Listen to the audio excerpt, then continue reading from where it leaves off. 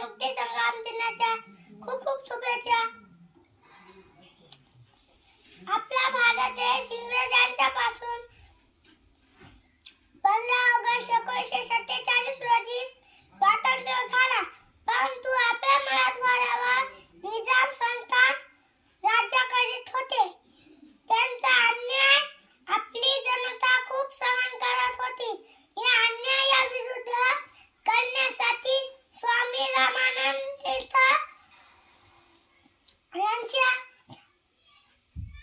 त्यांच्या नेतृत्वाखाली मुक्ती संग्राम दिन सुरू केला,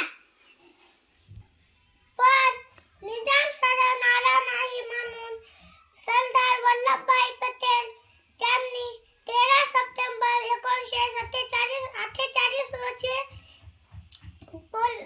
पोलीस कारवाई सुरू केली। 17 सप्टेंबर